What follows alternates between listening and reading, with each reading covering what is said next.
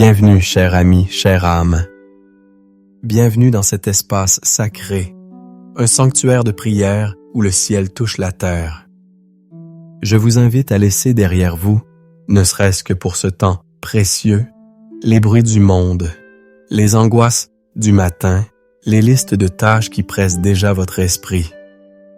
Ici, maintenant, nous sommes ensemble, unis dans un seul but, une seule aspiration qui brûle au plus profond du cœur de chaque parent, de chaque grand-parent, de chaque gardien d'une génération, l'avenir de notre descendance. Ce n'est pas simplement une vidéo que vous avez lancée, c'est un rendez-vous divin que l'Éternel a orchestré pour vous. Le thème qui nous rassemble est l'une des promesses les plus puissantes et les plus tendres de toute l'Écriture, une parole prophétique tirée du livre d'Ésaïe, au chapitre 44, verset 3. « Car je répandrai de l'eau sur le sol altéré et des ruisseaux sur la terre desséchée. Je répandrai mon esprit sur ta descendance et ma bénédiction sur tes rejetons. » Sentez-vous le poids et la gloire de ces mots. Ce n'est pas un souhait, ce n'est pas une possibilité. C'est une déclaration de la bouche même du Dieu Tout-Puissant. Il dit « Je le ferai ». C'est un décret divin, une alliance de grâce pour vos enfants, vos petits-enfants et les générations que vous ne connaîtrez peut-être jamais. Je veux vous faire une promesse aujourd'hui. Si vous vous engagez à rester, à prier, à croire avec moi jusqu'à la fin de ce temps de recueillement, quelque chose d'irréversible se produira dans le monde spirituel. Vous ne repartirez pas avec une simple sensation de bien-être, mais avec une autorité renouvelée, une foi fortifiée, et vous aurez déposé un héritage spirituel indélébile sur votre lignée. Vous deviendrez le canal par lequel l'Esprit de Dieu est libéré sur votre maison. Alors, préparez votre cœur. Trouvez cet endroit de quiétude où vous ne serez pas dérangé. Prenez peut-être un verre d'eau, éteignez les notifications. C'est votre moment, c'est le moment de votre famille, devant le trône de la grâce. Et en signe de votre disposition, de votre accord avec le ciel, j'aimerais vous inviter à écrire maintenant dans les commentaires « Amen, qu'on prête ». Car aujourd'hui, nous ne prions pas en espérant, nous prions en sachant que le Dieu des promesses est fidèle. Je sais pourquoi vous êtes ici. Je le sais parce que ce fardeau, cette préoccupation sainte, est un langage universel gravé dans l'âme de ceux qui aiment tant. Je voudrais prendre un instant pour parler directement à cette partie de votre cœur que vous gardez souvent cachée, cette chambre intérieure où résonnent les prières silencieuses et où les larmes coulent sans témoin. C'est le souci pour votre descendance. Ce n'est pas une simple inquiétude, c'est un poids spirituel, parfois si lourd qu'il semble voler le souffle de votre propre foi.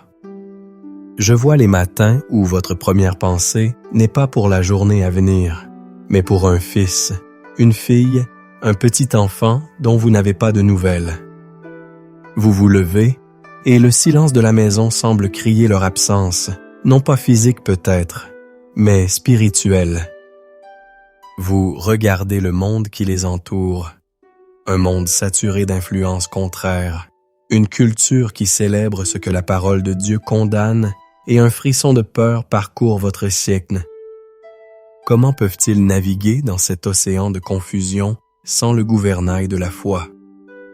Comment peuvent-ils trouver le vrai nord quand tant de boussoles déréglées leur sont offertes comme des guides infaillibles? L'écran de leur téléphone est une fenêtre ouverte sur des mensonges séduisants, des comparaisons toxiques qui érodent leur estime de soi et des pressions sociales qui les poussent à se conformer à un moule qui n'est pas celui que Dieu a dessiné pour eux.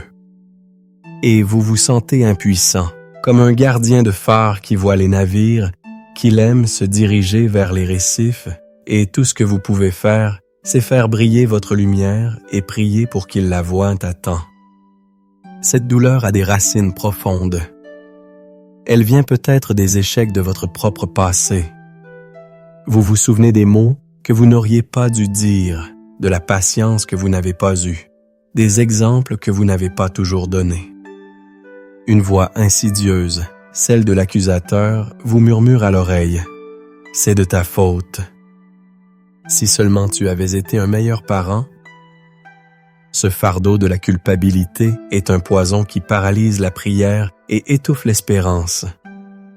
Ou peut-être que la douleur vient de paroles prononcées sur votre famille il y a longtemps, des scripts familiaux de divorce, d'addiction, de pauvreté ou de maladie qui semblent se répéter de génération en génération, comme une malédiction silencieuse. Vous regardez vos enfants et vous craignez de voir les mêmes schémas destructeurs émerger, et vous vous écriez avec le psalmiste « Mon âme, pourquoi t'as-tu et gémis-tu au-dedans de moi? » 1-2 Psaume 42. C'est le gémissement de l'intercesseur qui voit le potentiel divin dans sa postérité, mais qui est confronté à la réalité tenace.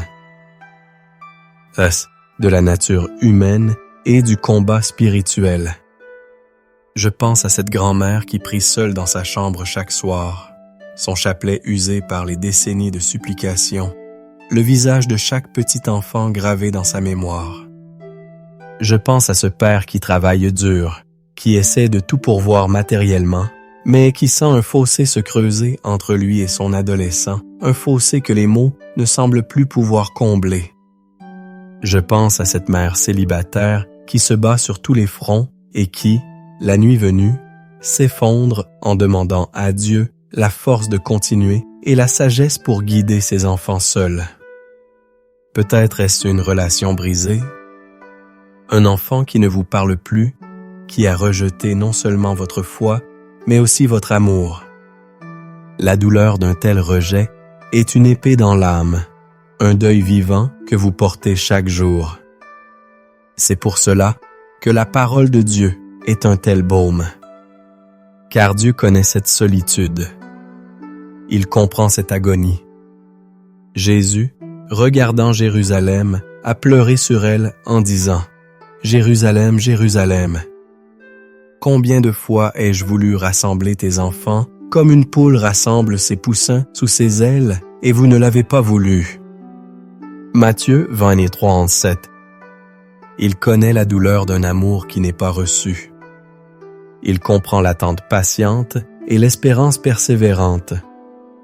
Et c'est de ce lieu de compassion divine qu'il nous donne cette promesse en Ésaïe. Il ne nous dit pas « Vos enfants sont parfaits ». Il ne dit pas « Il n'y a pas de problème ». Au contraire, il voit le sol altéré, la terre desséchée. Il reconnaît la soif spirituelle, le vide, la stérilité. Votre diagnostic de la situation n'est peut-être pas faux. Mais là où vous voyez une fin, Dieu déclare un commencement. Là où vous voyez un désert, il promet des fleuves. Là où vous ressentez votre faiblesse, il déploie sa toute-puissance. Il vous dit aujourd'hui, confie-toi en l'Éternel de tout ton cœur et ne t'appuie pas sur ta sagesse. Proverbes 3. Et il vous invite, vous qui êtes fatigués et chargés, à venir à lui, car il vous donnera du repos. Matthieu 11:28. Ce repos ne vient pas de la résolution immédiate de tous les problèmes, mais de la certitude que le Maître de l'univers a pris votre cause en main. Il voit, il sait, et sa parole ne retournera pas à lui sans effet. Votre douleur a été entendue, votre cri est monté jusqu'à son trône.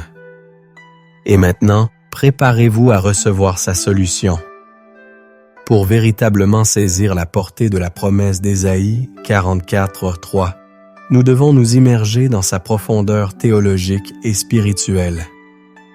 Ce n'est pas une simple phrase poétique, c'est une architecture de la restauration divine, un plan de rédemption générationnelle. Analysons-la, mot par mot, pour en extraire toute la substance. Le verset commence par « Car je répandrai de l'eau sur le sol altéré et des ruisseaux sur la terre desséchée ». Le verbe hébreu ici pour « répandre » est yatsak. Il ne s'agit pas d'un goutte à goutte, ni d'une petite pluie fine. Yatsak évoque une action d'onction, de déversement généreux, comme lorsqu'on verse de l'huile sur la tête d'un roi ou d'un prêtre. C'est une action intentionnelle, abondante et transformatrice. Dieu ne se contente pas d'humidifier la surface, il a l'intention de saturer la terre. Et quelle est cette terre? C'est le sol altéré. Tsamé, une terre qui crie de soif, qui est littéralement en train de mourir par manque d'eau. C'est la terre desséchée. Yeshimon, un mot qui désigne un désert, un lieu de désolation. Dieu ne nie pas la réalité du désert spirituel dans lequel peuvent se trouver vos enfants. Il ne prétend pas que tout va bien.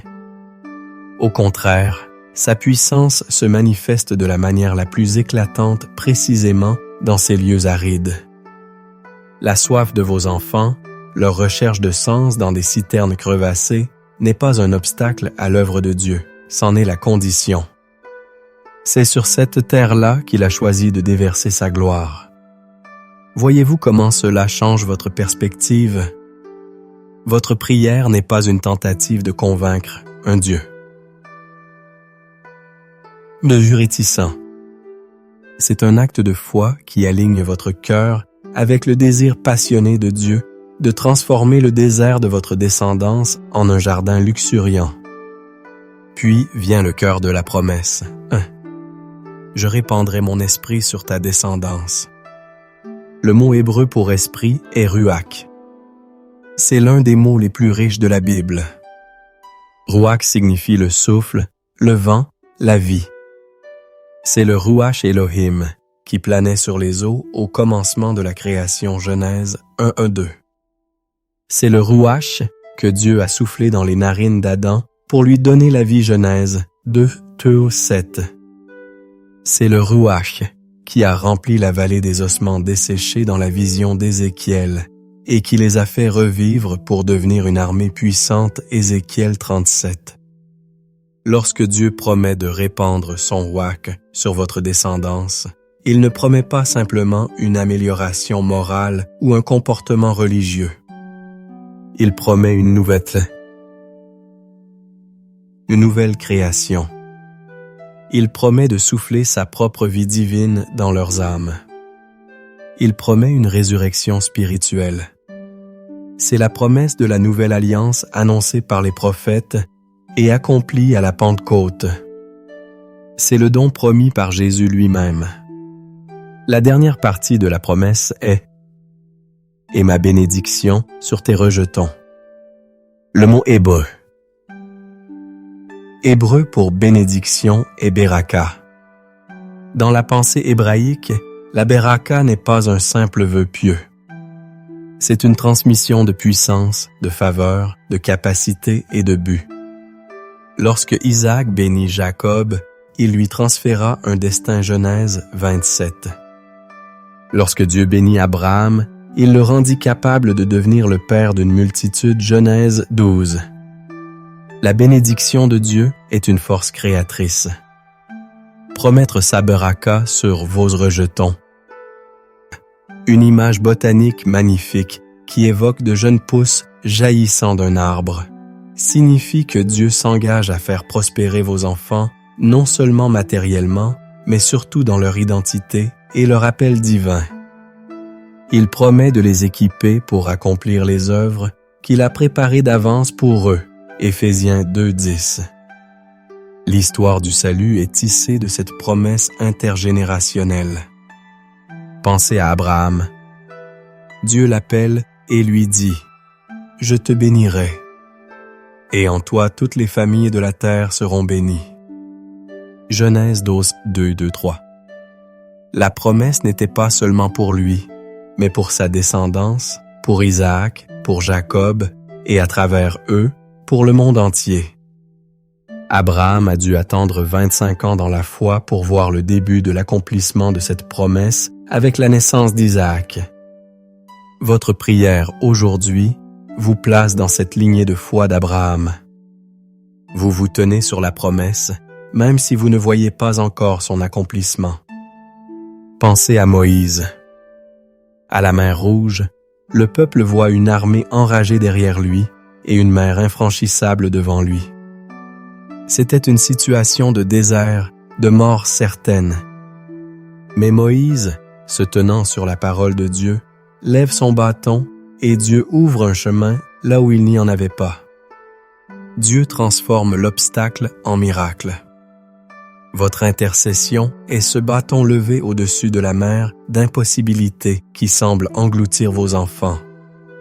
Vous ne créez pas le chemin, mais par la foi, vous invoquez celui qui est le chemin. Pensez à David. Il avait commis des erreurs terribles en tant que père. L'histoire de ses fils est remplie de tragédies. Amnon, Absalom. Il aurait pu sombrer dans le désespoir et la culpabilité. Pourtant, à la fin de sa vie, il ne se concentre pas sur ses échecs, mais sur la promesse de Dieu. Il prie pour son fils Salomon, non pas pour qu'il soit riche ou puissant, mais pour qu'il ait un cœur intègre. Pour construire le temple 1 Chroniques 29-19. David a compris que l'héritage le plus important n'est pas matériel, mais spirituel. Il a utilisé sa position de père pour transférer une vision divine à la génération suivante. Votre prière fait de même. Elle dépose dans le cœur de vos enfants les fondations du temple où le Saint-Esprit viendra habiter. Dans le Nouveau Testament, l'histoire de la femme cananéenne, Matthieu 15, est un exemple poignant. Sa fille était cruellement tourmentée par un démon. Elle vient à Jésus. Il semble l'ignorer, puis la réprimander. Mais sa foi, nourrie par son amour désespéré, refuse d'abandonner. Elle insiste, elle adore, elle argumente avec humilité et persévérance. Et Jésus lui dit, « Femme, ta foi est grande, qu'il te soit fait comme tu veux. » Et à l'heure même, sa fille fut guérie. Votre persévérance dans la prière n'est pas une façon d'importuner Dieu. C'est la démonstration d'une foi qui honore sa puissance et son amour. C'est l'expression de votre conviction que lui seul a la solution. Aujourd'hui, dans notre monde de burn-out, de FOMO, peur de manquer quelque chose, et de quête d'identité sur les réseaux sociaux, cette promesse est plus pertinente que jamais. Le sol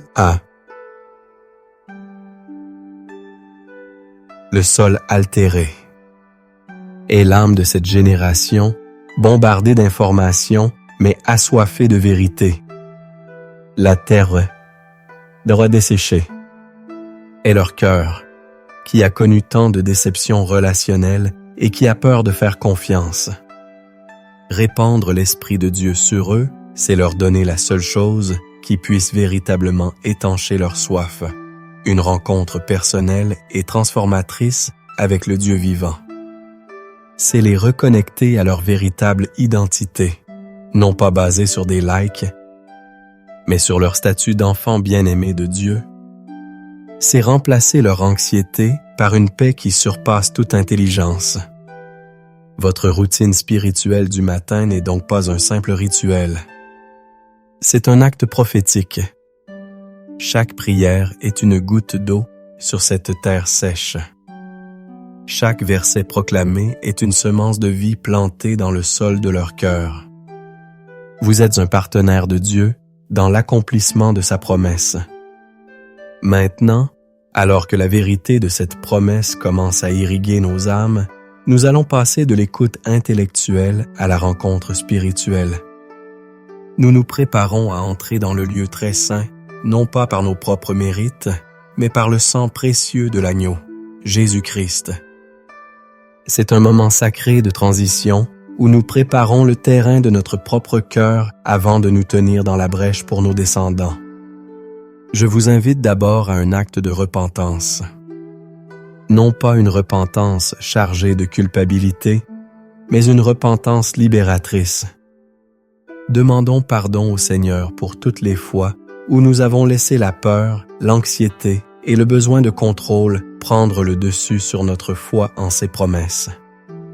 Pardon, Seigneur, pour les paroles dures, l'impatience et pour les moments où notre propre comportement a été un contre-témoignage. Pardonne-nous d'avoir essayé de prendre ta place de sauveur dans la vie de nos enfants au lieu de les confier pleinement à ta grâce souveraine. Comme le dit la Bible dans 1 Jean 1,9, « Si nous confessons nos péchés, il est fidèle et juste pour nous les pardonner et pour nous purifier de toute iniquité. » Recevez maintenant son pardon total et sa purification. Deuxièmement, je vous invite à un acte de pardon. Le fardeau pour nos enfants est souvent mêlé d'amertume ou de ressentiment. Peut-être avez-vous été profondément blessé par leurs choix, leurs paroles ou leur distance. Tenir cette offense, c'est ériger un mur qui bloque la puissance de votre propre prière. La parole est claire. Si vous ne pardonnez pas aux hommes, votre Père ne vous pardonnera pas non plus vos offenses. Matthieu 6,15. En ce moment, prenez la décision de libérer votre enfant de la dette de douleur qu'il vous doit. Relâchez-le dans les mains de Dieu. Pardonnez. Ce n'est pas justifier leurs actions, c'est libérer votre propre cœur pour qu'il devienne un canal pur pour l'amour de Dieu. Enfin, faisons un acte de consécration. Comme Anne a présenté Samuel au Seigneur, présentons à nouveau, ou peut-être pour la première fois, nos enfants, nos petits-enfants, sur l'autel de Dieu.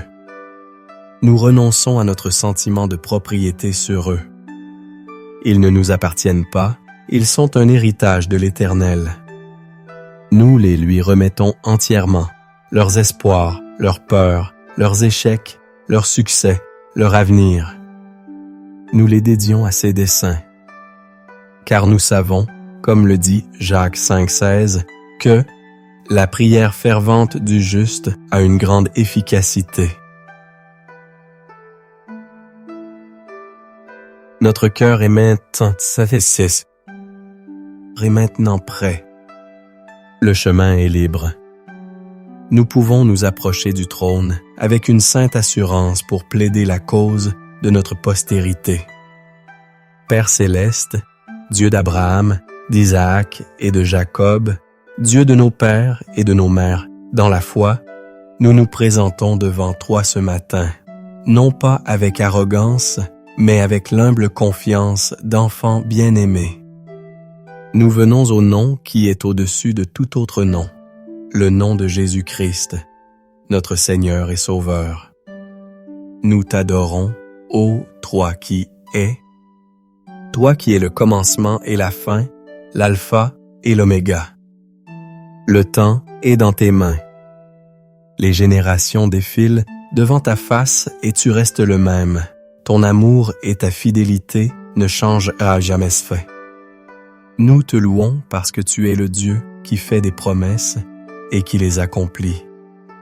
Ta parole n'est pas vaine, elle est vivante et efficace, plus tranchante qu'une épée à double tranchant. Ce matin, nous nous accrochons spécifiquement à ta promesse en Ésaïe 44, et nous te louons pour cette parole de vie. Nous t'exaltons comme le Dieu qui voit la terre desséchée. Rien n'est caché à tes yeux. Tu vois le cœur de nos enfants, leur soif, leur lutte, leur confusion. Et nous te bénissons, car tu n'es pas un Dieu qui observe de loin, mais un Dieu qui intervient, qui se penche, qui agit. Nous t'adorons, ô Saint-Esprit, toi le souffle de vie, la rivière qui coule du trône de Dieu. Toi qui convaincs de péché, de justice et de jugement. Toi le consolateur, l'enseignant, le guide. C'est ta venue que nous implorons. C'est ta présence que nous désirons plus que tout pour notre postérité. Nous te célébrons, toi le Dieu de la bénédiction, le Père généreux qui prend plaisir à donner de bonnes choses à tes enfants. Tu n'es pas avare de ta grâce, tu n'es pas limité dans tes ressources. Ta bénédiction enrichit et elle n'est suivie d'aucun chagrin. Reçois notre adoration Père, Fils et Saint-Esprit. Et maintenant, Père, dans cette atmosphère de louange, nous venons avec une confession honnête. Nous déposons à tes pieds le fardeau écrasant de l'inquiétude que nous portons pour notre descendance. Pardonne-nous, Seigneur, pour toutes les nuits blanches passées à imaginer le pire, au lieu de méditer sur tes promesses. Pardonne-nous pour les conversations mentales où nous avons plaidé avec nos enfants au lieu de plaider leur cause devant ton trône. Pardonne-nous pour notre impatience, pour notre désir de voir des résultats immédiats, oubliant que tes temps sont parfaits. Nous confessons notre tendance à vouloir tout contrôler, à manipuler les situations, à faire des plans sans te consulter, pensant que nous savons mieux ce qui est bon pour eux. Nous t'avons volé ta place de souverain dans leur vie. Pardonne notre incrédulité, ces moments où les mauvaises nouvelles ont semblé plus réelles que ta parole éternelle. Pardonne les soupirs de désespoir qui ont contre nos prières de foi. Lave-nous de tout doute, de toute peur. Aujourd'hui, nous faisons un choix conscient. Nous nous repentons de porter ce fardeau seul. Nous choisissons de te faire confiance. En cet instant précis, par un acte de foi, je dépose à tes pieds, Seigneur, mon Fils prononcer son nom. Je te le remets. Je dépose ma fille prononcer son nom. Je te la confie. Je dépose mes petits-enfants prononcer leur nom. Ils sont à toi.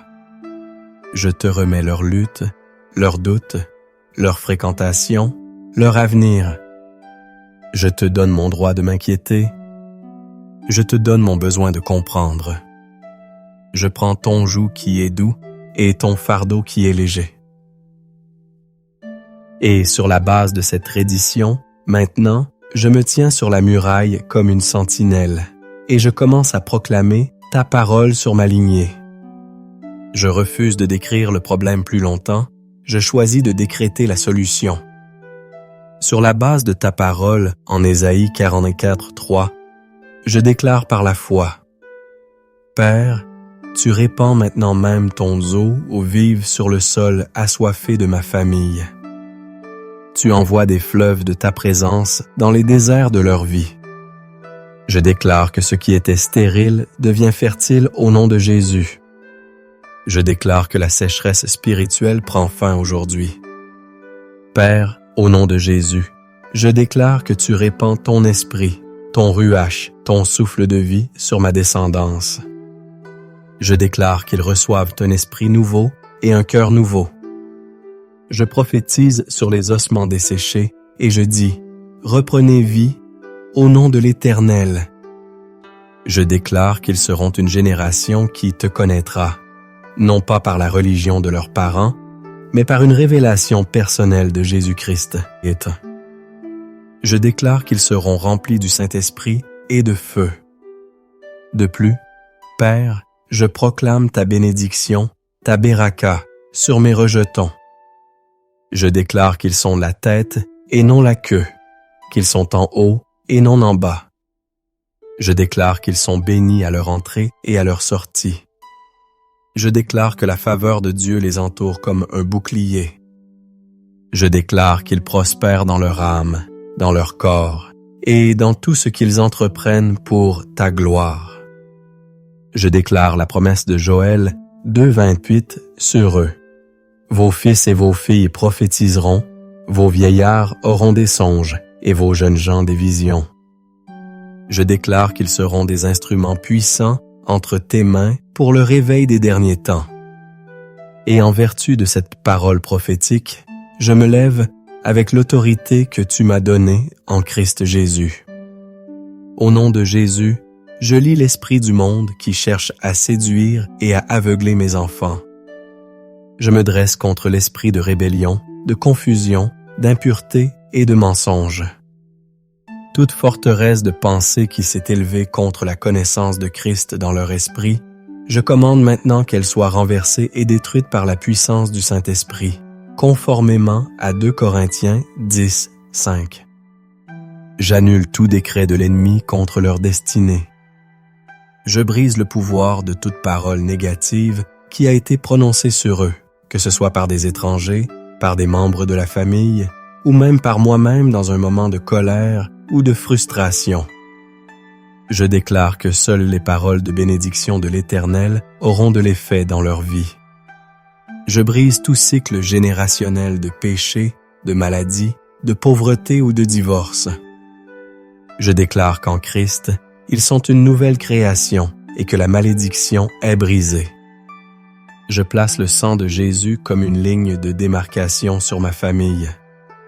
Et je déclare qu'aucune arme forgée contre eux ne prospérera, et toute langue qui s'élèvera en justice contre eux, je la condamne au nom de Jésus. Car c'est là l'héritage des serviteurs de l'Éternel. J'active les anges de Dieu pour qu'ils campent autour d'eux, pour les protéger et les garder dans toutes leurs voies. Et maintenant, Père, nous te prions pour une effusion. Saint-Esprit, viens et remplis chaque vide en eux. Là où il y a de l'anxiété, répands ta paix parfaite. Là où il y a de la confusion, répands ta sagesse divine. Là où il y a des blessures et des cœurs brisés, répands ton huile de guérison et de restauration. Fais-leur connaître l'amour du Père, un amour qui n'est pas basé sur la performance, mais sur la grâce. Révèle-leur Jésus d'une manière si réelle et si puissante qu'ils ne pourront plus jamais douter de ton existence et de ton amour pour eux. Tire-les à toi par tes cordages d'amour. Restaure, nous t'en prions, les relations brisées au sein de notre famille.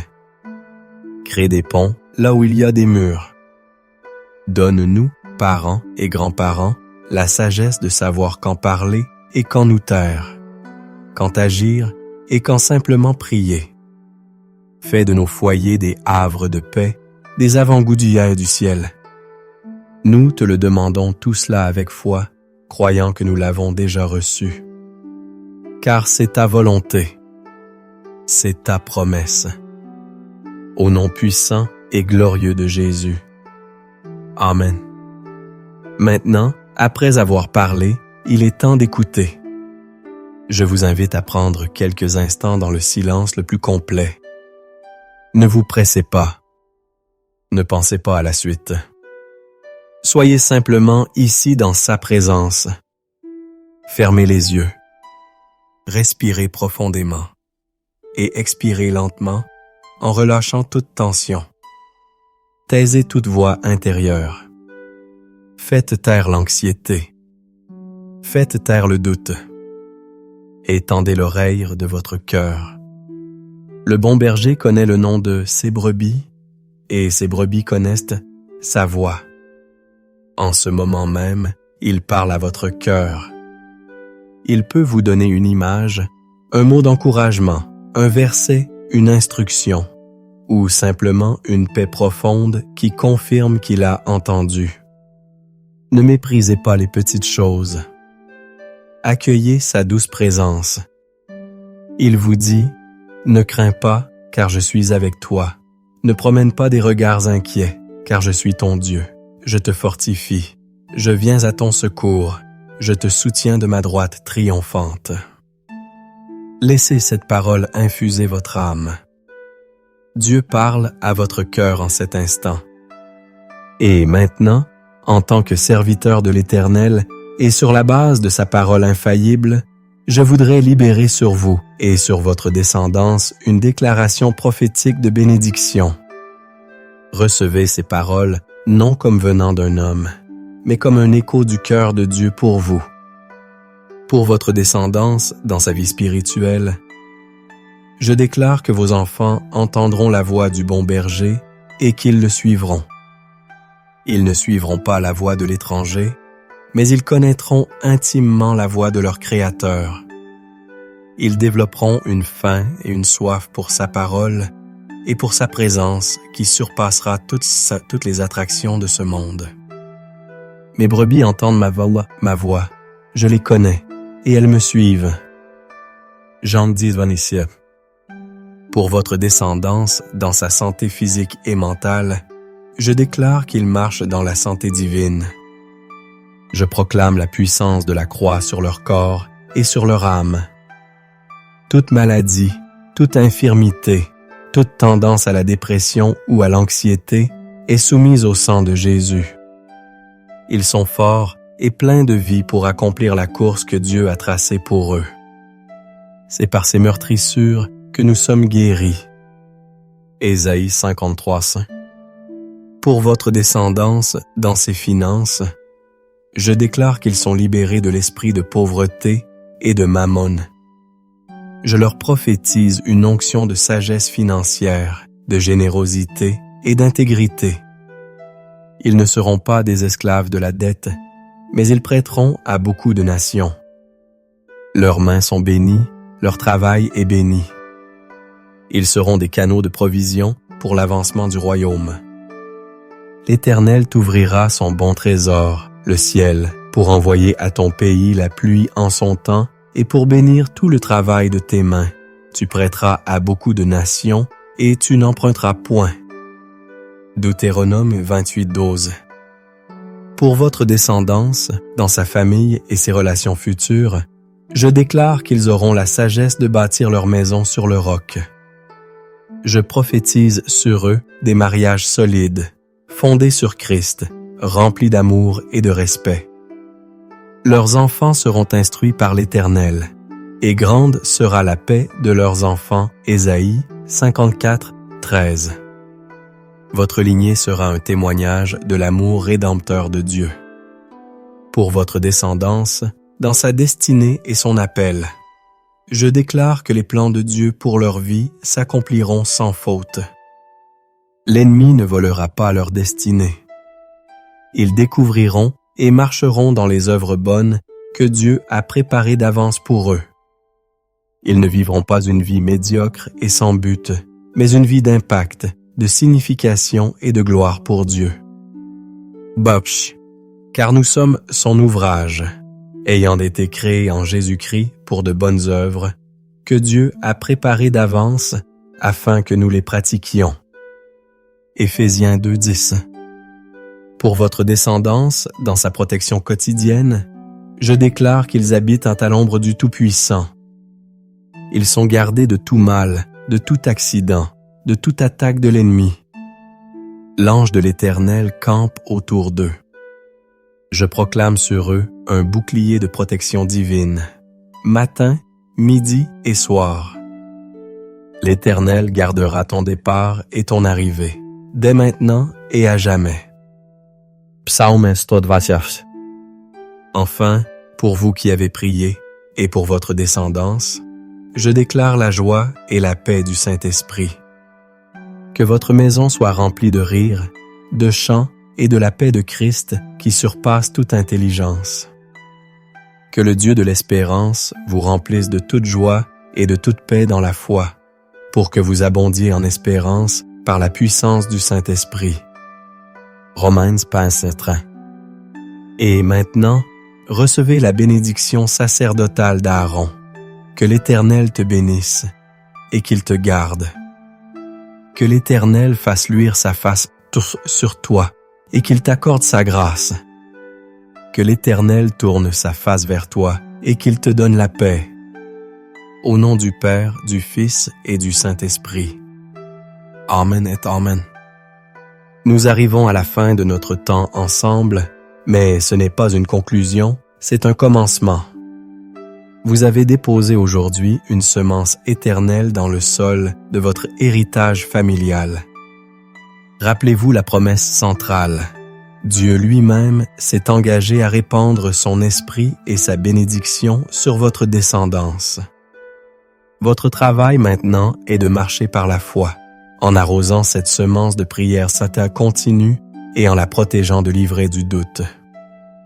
Ne vous laissez pas décourager par ce que vos yeux physiques voient. Marchez par la foi en ce que vos yeux spirituels ont perçu aujourd'hui dans la parole de Dieu. Je voudrais vous lancer un défi. Continuez cette prière, personnalisez-la pendant les 7 prochains jours. Prenez rendez-vous avec Dieu chaque matin pour vous tenir dans la brèche pour votre famille. Vous verrez Dieu commencer à bouger les montagnes, à ouvrir les écluses des cieux. La prière n'est pas un événement ponctuel, c'est un style de vie, un partenariat continu avec le Tout-Puissant. Si ce moment de prière vous a béni, aidé ou fortifié, je vous encourage à faire 3 choses. Premièrement, laissez un commentaire ci-dessous avec une phrase de ce qui vous a le plus touché. Ou simplement, écrivez « Ma descendance est bénie ». Cela encouragera les autres et renforcera votre propre foi. Deuxièmement, aimez cette vidéo et partagez-la avec quelqu'un que vous connaissez qui porte ce même fardeau. Soyez le canal par lequel cette espérance atteint une autre famille. Enfin, si ce n'est pas déjà fait, abonnez-vous à cette chaîne pour rejoindre notre communauté de prière et ne manquez aucun de nos prochains temps de recueillement. Vous trouverez également sur la chaîne une playlist de prières pour la famille que je vous invite à explorer. Que la paix de Dieu soit votre ancre, que sa joie soit votre force et que la certitude de sa promesse illumine votre chemin. Allez en paix et marchez en tant que parents et intercesseurs remplis de foi et d'autorité. Soyez bénis.